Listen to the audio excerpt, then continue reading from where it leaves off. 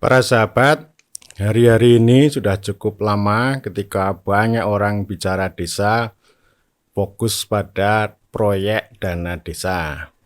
Karena orang sibuk ngomong dana desa, lalu orang mengabaikan tentang penghidupan orang desa. Salah satu poin penting dalam penghidupan orang desa itu adalah remitensi.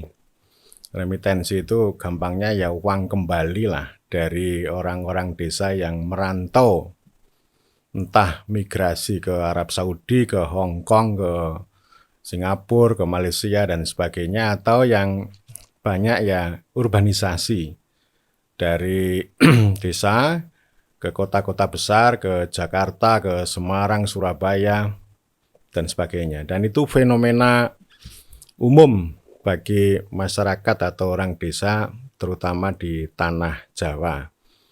Karena desa tidak bisa memberikan penghidupan yang memadai. Ya, jadi ini saya kira menjadi poin penting dan itu relevan sebenarnya seperti pesan Presiden Joko Widodo soal bagaimana proyek dana desa itu bisa mengurangi urbanisasi, laju urbanisasi, dan ini tidak berhasil. Saya sudah bicara ya.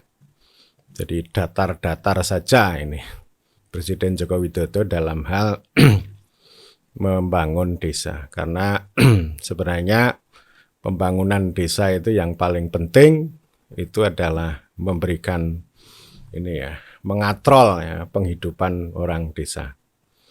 Dan saya juga pernah mengatakan bahwa desa ini kita bisa buat hidup yang menghidupi kehidupan, hidup yang menghidupkan kehidupan dan hidup yang menghidupi penghidupan. Hidup itu konsep biologis, kehidupan itu konsep sosial dan politik, lalu penghidupan itu adalah konsep ekonomi. Dan ini memang rangkaian entitas desa seperti itu belum banyak dibahas dengan baik, dan artinya kita juga tidak banyak memberikan kontribusi untuk meningkatkan penghidupan orang desa. Jadi orang desa memang banyak yang miskin, itu realitas. Yang kaya juga ada. Yang hidupnya cukup ya istilah cukup itu kan relatif ya. Sawang sinawang orang Jawa bilang. Itu juga banyak. Orang desa yang mempunyai penghidupan layak, yang cukup tadi, itu bukan karena paweton itu ya hasil dari penghidupan desa, dari tanah, dari aktivitas di desa. Tetapi karena ini ya, bukan juga karena proyek dana desa. Jadi proyek dana desa tidak berhasil mengatrol penghidupan. Tetapi dari remitensi tadi, dari uang kembali, dari kota ke desa. Itu saya kira fenomena umum bagi orang desa di Jawa. Dan saya juga menyelami, merasakan ya orang-orang desa di kampung halaman saya, ya tetangga saya. Saya ini kan juga termasuk orang yang merantau ke kota, mengais rezeki ke kota, dan kemudian rezeki juga saya kembalikan juga ke desa. Ini namanya remitensi. Tetapi yang menyolok ya kehidupan orang-orang desa di tetangga itu. Jadi fenomenanya itu kan begini ya, itu fenomena tahun 70-an itu sudah mulai. Ini satu keluarga yang laki-laki itu pergi ke Jakarta jual es begitu ya. Nanti secara berkala pulang. Nah, nanti kalau sudah punya anaknya sudah gede, lulus SMP gitu ya, nggak usah sekolah, tapi nanti mengikuti jejak orang tuanya ya. Dulu fenomenanya ya jual es rata-rata. Ya nanti kalau misalnya anak 4, kalau ya semuanya merantau. Semuanya merantau, kemudian variasi kegiatan ekonominya juga cukup banyak, lalu tidak hanya ke Jakarta tapi juga ke Bangka Belitung.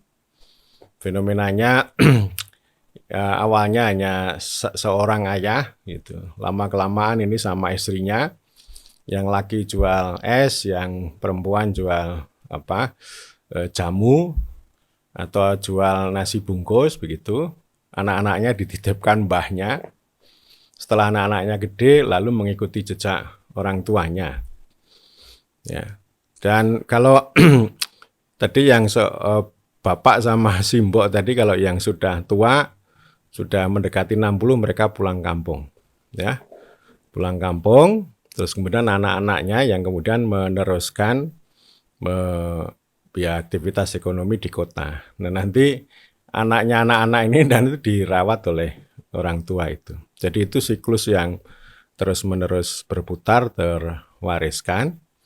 Jadi kalau di zaman dulu itu namanya involusi pertanian, kata Clifford Geertz ya. Lalu sekarang ini dampaknya ya itu. Jadi karena involusi pertanian, lalu orang Jawa itu cara bertahan hidup atau juga mengembangkan ekonominya itu dengan cara mengais rezeki di kota. Jadi nanti uang kembali dari remitensi itu dikembalikan ke desa. Ada banyak pengalaman yang itu saya kira sangat bervariasi. Anaknya 6 ya, semuanya merantau gitu. Kalau bapaknya sudah tua ya tinggal di kampung. Ada juga yang, ini ada satu keluarga, anaknya 4. Itu anak pertama itu ke Papua, jual bakso. Setelah lumayan sukses, adik-adiknya ikut. Begitu ya, adik-adiknya ikut, tiga-tiganya ikut ke Papua dengan bisnis ya warung macam-macam. Tapi setelah bapaknya ini mendekati usia 70, terus anaknya yang paling gede disuruh pulang untuk merawat orang tua ya, sambil juga jualan di kampung gitu. Itu terus ya, jadi polanya itu remitensi ya. Ya memang nggak ada masalah sih, kalau dilihat dari sisi personal keluarga itu tidak ada masalah. Tetapi yang jadi masalah sebenarnya ya desa yang mereka tempati, tanah kelahiran, tanah tumpah darah, kampung halaman itu tidak bisa memberikan penghidupan yang memadai, sehingga orang harus melakukan urbanisasi. Jadi ini kan soal ketimpangan antara kota dan desa yang tidak pernah bisa diselesaikan oleh negara, oleh pemerintah. Nah ini proyek dana desa, pembangunan desa, SDGs desa itu kan nggak berpikir sampai segitu ya, nggak pernah berpikir itu. Jadi ya itu dibiarkan aja lah. Jadi artinya cuma main-main proyek, entah itu proyek stigma desa miskin ekstrim, dengan cara begitu lalu ada belanja yang bisa dikeluarkan entah oleh desa atau oleh juragan-juragan. Itu sekurang-kurangnya ada belanja yang untuk workshop, untuk publikasi, untuk sosialisasi, untuk pengukuran, untuk pendataan. Jadi mereka sibuk dengan dunia mereka sendiri tetapi tidak punya efek yang memadai bagaimana meningkatkan, mengatrol penghidupan orang desa. Ya tetap saja remitensi itu sangat penting, itu fakta yang ada sekarang dan itu sudah menjadi fenomena umum. Dan ya termasuk kalau kita mudik lebaran itu kan itu bagian dari distribusi remitensi orang kota ke desa. Jadi artinya ya ini kehidupan orang desa ini kan sangat ditentukan oleh proyek pemerintah dan yang paling besar adalah remitensi. Saya kira begitu.